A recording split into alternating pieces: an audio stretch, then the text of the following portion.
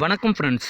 இந்த வீடியோவில் பார்த்தீங்கன்னா தமிழக வரலாறும் மற்றும் பண்பாடும் இந்த டாப்பிக்லேருந்து பார்த்தீங்க அப்படின்னா ஒரு நச்சுன்னு 40 கொஸ்டின் அண்ட் ஆன்சர் பார்க்கலாம்.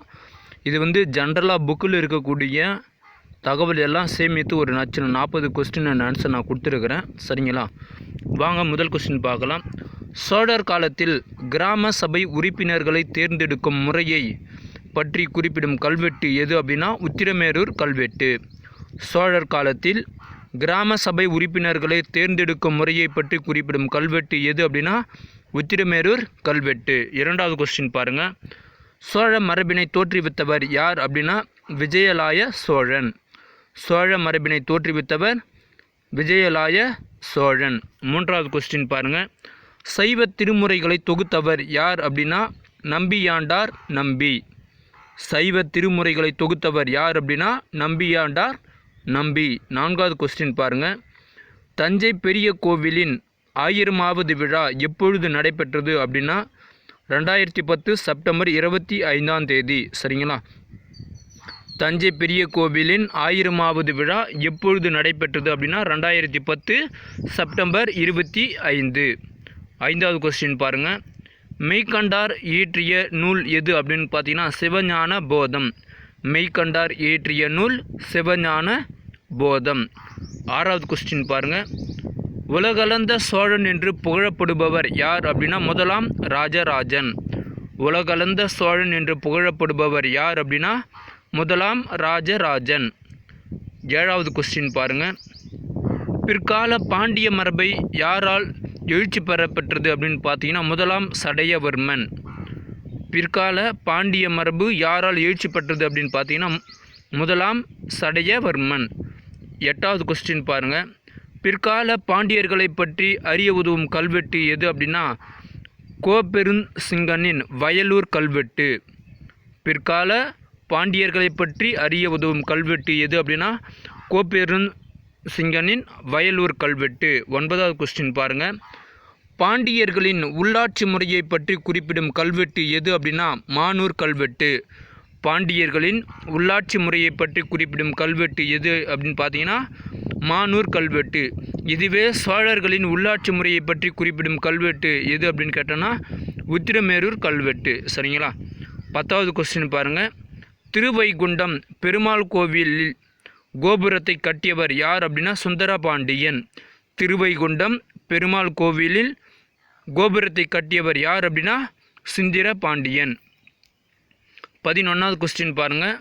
திருவண்ணாமலை அருணாச்சலேஸ்வரர் கோபுரம் யாரால் கட்டப்பட்டது அப்படின்னா கிருஷ்ணதேவராயர். திருவண்ணாமலை அருணாச்சலேஸ்வரர் கோபுரம் யாரால் கட்டப்பட்டதுன்னா கிருஷ்ணதேவராயர். இவர் காலஸ்திரி கோயிலும் இவர் தான் கட்டியிருப்பார். சரிங்களா? காஞ்சி ஏகாம்பரநாதர் கோயிலுக்கும் அந்த கோபுரத்தை வந்து இவர் தான் வந்து கட்டியிருப்பாங்க. சரிங்களா? ஓகே. 12வது கொஸ்டின் பாருங்கள். பாமினி அரசின் தலைநகரம் எது அப்படின்னா குல்பர்கா. பாமினி அரசின் தலைநகரம் குல்பர்கா ஆகும். சரிங்களா? 13வது பாருங்கள். 63 நாயன்மார்களின் வாழ்க்கை வரலாற்றை தொகுத்து அருளியவர் யார் அப்படின்னா சேக்கியார். 63 நாயன்மார்களின் வாழ்க்கை வரலாற்றை தொகுத்து அருளியவர் யார் அப்படின்னா சேக்கியார். 14வது கொஸ்டின் பாருங்கள். 8ஆம் திருமுறையான திருவாசகம் யாரால் இயற்றப்பட்டது அப்படின்னா மாணிக்க வாசகர். 8ஆம் திருமுறையான திருவாசகம் யாரால் இயற்றப்பட்டது அப்படின்னு பார்த்தீங்கன்னா மாணிக்க வாசகர். ஸோ திருவாசகம் மாணிக்க வாசகம் அப்படின்னு ஞாபகம் வச்சுங்க. 15வது கொஸ்டின். பித்தா பிறைசூடி பெருமானே அருளாலா யாருடையது அப்படின்னு பார்த்தீங்கன்னா சுந்தரர். சரிங்களா? இது இந்த அடி வந்து பார்த்தீங்கன்னா சுந்தரர்து. சரிங்களா? பித்தா பிறைசூடி பெருமானே அருளாலா என்ற அடி யாருடையதுன்னு பார்த்தீங்கன்னா சுந்தரர். 16வது கொஸ்டின் பாருங்கள். புனிதவதி என்ற இயற்பெயரை கொண்டவர் யார் அப்படின்னு பார்த்தீங்கன்னா காரைக்கால் அம்மையார். புனிதவதி என்ற இயற்பெயரை கொண்டவர் யார் அப்படின்னா காரைக்கால் அம்மையார். 19வது கொஸ்டின் பாருங்கள். மாரவர்மன் அரிகேசரியின் மனைவியின் பெயர் என்ன அப்படின்னு பார்த்தீங்கன்னா மங்கையக்கரசியார். சரிங்களா? மாரவர்மன் அரிகேசரியின் மனைவியின் பெயர் என்ன அப்படின்னா மங்கையக்கரசியார். சரிங்களா? 18வது கொஸ்டின் பாருங்கள். சுந்தரரின் தாயாரின் பெயர் என்ன? இசை ஞானியார். சுந்தரரின் தாயார் பெயர் என்ன அப்படின்னு பார்த்தீங்கன்னா இசை ஞானியார். ஸோ இங்கே வந்து கன்ஃபியூஸ் பண்ணிக்காதீங்க. புனிதவதி என்ற ஏற்பரை கொண்டவர் வந்து காரைக்கால் அம்மையார். மாரவர்மன் அரிகேசரியின் மனைவியின் பெயர் வந்து மங்கையக்கரசியார். ஒருவேளை கொஸ்டின் இப்படி மாற்றி கேட்கலாம், மங்கையக்கரசியாரனுடைய கணவன் பெயர் என்ன அப்படின்ட்டு கூட கேட்கலாம். சரிங்களா, மாரவர்மன் அரிகேசரி. 18வது பாருங்கள், சுந்தரரின் தாயார் பெயர் என்ன அப்படின்னு பார்த்தீங்கன்னா இசை ஞானியார். 19வது கொஸ்டின் பாருங்கள், தென்னிந்தியாவையும் வட இந்தியாவையும் பக்தி நெறியின் மூலம் பாலமாக திகழ்ந்தவர் யார் அப்படின்னு பார்த்தீங்கன்னா ராமநந்தர். சரிங்களா, தென்னிந்தியாவையும் வட இந்தியாவையும் பக்தி நெறியின் மூலம் இணைக்கும் பாலமாக திகழ்ந்தவர் யார் அப்படின்னா ராமநந்தர். கேர்ஃபுல்லாக பார்த்துங்க இந்த கொஸ்டின். சரிங்களா, 20வது கொஸ்டின் பாருங்கள், அக்பர் அவையில் கிருஷ்ணரின் பக்தி பாடல் பாடியவர் யார் அப்படின்னு பார்த்தீங்கன்னா சூர்தாசர். அக்பர் பார்த்தீங்க அப்படின்னா ஒரு இஸ்லாமிய மன்னன். சரிங்களா, அதாவது அக்பர் பற்றி புகழ்ந்து பாட சொல்லுவாங்க சூர்தாசர்கிட்ட. ஆனால் சூர்தாசர் என்ன பண்ணுவார், நான் ஒன்லி கிருஷ்ணர் பற்றி மட்டும்தான் புகழ்ந்து பாடுவேன், உங்களை பற்றியெல்லாம் நான் பாட மாட்டேன் அப்படின்னு சொல்லியிருப்பார். ஸோ அதுதான் அக்பர் அவையில் கிருஷ்ணரின் பக்தி பாடல் பாடியவர் யார் அப்படின்னா சூர்தாசர். 21வது பாருங்கள், ஹரப்பாவில் மாடுகளை டேஸ் என்று அழைத்தனர் செபு. ஹரப்பாவில் மாடுகளை செபு என்று அழைத்தனர். ஹரப்பா மக்கள் அறிந்திராத உலோகம் எது அப்படின்னு கேட்டிங்கன்னா இரும்பு. சரிங்களா, ஹரப்பா மக்கள் அறிந்திராத உலோகம் எது அப்படின்னா இரும்பு. 23வது கொஸ்டின் பாருங்கள், தென்னிந்தியாவின் கங்கை என்று அழைக்கப்படும் ஆறு எது அப்படின்னா காவிரி ஆறு. தென்னிந்தியாவின் கங்கை என்று அழைக்கப்படும் ஆறு எது அப்படின்னு கேட்டிங்கன்னா காவிரி ஆறு. சரிங்களா, தென்னிந்தியாவின் கங்கைனாவே அது காவிரி தான். 24வது கொஸ்டின் பாருங்கள், பாளையக்காரர்களை ஆங்கிலேயர்கள் எவ்வாறு அழைத்தனர் அப்படின்னா போலிக்கார். பாளையக்காரர்களை ஆங்கிலேயர்கள் எவ்வாறு அழைத்தனர் அப்படின்னு கேட்டாங்கன்னா போலிகார் அப்படின்னு சொல்லுவாங்க, போலிகார். சரிங்களா, 25வது கொஸ்டின் பாருங்கள், தமிழகத்தில் பாளையக்காரர்கள் முறையை அறிமுகப்படுத்தியவர் யார் அப்படின்னா விஸ்வநாத நாயக்கர். தமிழகத்தில் பாளையக்காரர் முறையை அறிமுகப்படுத்தியவர் யார் அப்படின்னா விஸ்வநாத நாயக்கர். 26வது கொஸ்டின் பாருங்கள், பூலித்தேவருக்கு ஆதரவு அளிக்காத பாளையக்காரர் யார் அப்படின்னா சிவகிரி பாளையக்காரர். பூலித்தேவருக்கு ஆதரவு அளிக்காத பாளையக்காரர் யாருன்னா சிவகிரி பாளையக்காரர். 27வது கொஸ்டின் பாருங்கள், யூசப் கானின் மற்ற பெயர்கள், அதாவது கான் சாஹிப் அப்படின்னு சொல்லுவாங்க. அவர் மதம் மாறத்துக்கு முன்னாடி வந்து பார்த்தீங்கன்னா மருதநாயகம் அப்படின்ட்டு சொல்லுவாங்க. சரிங்களா, யூசுப் கானின் மற்ற பெயர்கள் வந்து கான் சாஹிப் மற்றும் மருதநாயகன். 28வது கொஸ்டின் பாருங்கள், யூசப் கானிற்கும் பூலித்தேவருக்கும் இடையே எத்தனை மாதம் தாக்குதல் நீடித்தது அப்படின்னா 2 மாதம் தாக்குதல் நீடித்தது.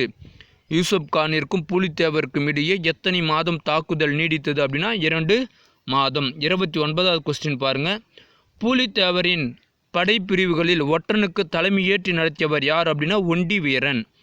பூலித்தேவரின் படைப்பிரிவுகளில் ஒற்றனுக்கு தலைமையேற்று நடத்தியவர் யார் அப்படின்னா ஒண்டி வீரன். 30வது கொஸ்டின் பாருங்கள், வேலு நாச்சியாரும் அவரது மகளும் 8 ஆண்டுகளாக யாருடைய பாதுகாப்பில் வாழ்ந்தனர் அப்படின்னா கோபால நாயக்கர். அதாவது இவர் வந்து திண்டுக்கல்ல ஆட்சி புரிஞ்சிருப்பார். சரிங்களா, வேலு நாச்சியாரும் அவரது மகளும் 8 ஆண்டுகளாக யாருடைய பாதுகாப்பில் வாழ்ந்தனர் அப்படின்னா கோபால நாயக்கருடைய பாதுகாப்பில் வாழ்ந்தனர். 31வது கொஸ்டின் பாருங்கள், வீரபாண்டிய கட்டபொம்மனின் தந்தையார் பெயர் என்ன அப்படின்னு பார்த்தீங்கன்னா ஜெகவீர பாண்டியன். வீரபாண்டிய கட்டபொம்மனின் தந்தையார் பெயர் ஜெகவீர பாண்டியன். 32வது கொஸ்டின் பாருங்கள், இந்திய நாட்டில் பிரிட்டிஷ் காலனி ஆதிக்க அதிகாரத்தை எதிர்த்த முதல் பெண் அரசு யார் அப்படின்னா வேலு நாச்சியார்.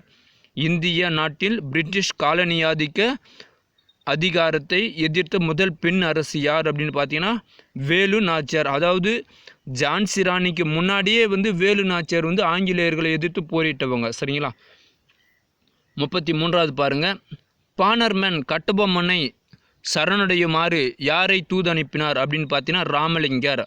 பானர்மன் கட்டபொம்மனை சரணடையுமாறு யாரை தூதாக அனுப்பினார் அப்படின்னு பார்த்தீங்க அப்படின்னா ராமலிங்கர் தான் தூது அனுப்பியிருப்பார். சரிங்களா, 34வது கொஸ்டின் பாருங்கள், சிவசுப்பிரமணியனாரை எங்கு தூக்கிலிடப்பட்டனர் அப்படின்னா நாகலாபுரம்.